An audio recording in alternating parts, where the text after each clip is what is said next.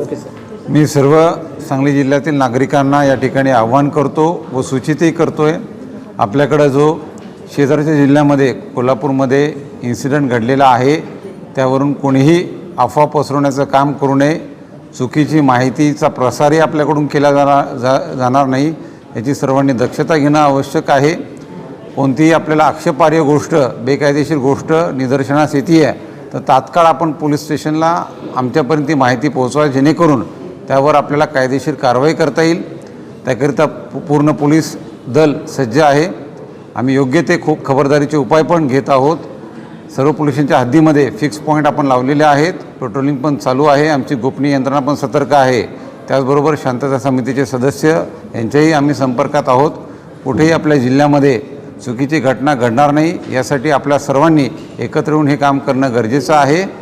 अफवांना बळी पडू नकात. सोशल मीडियावर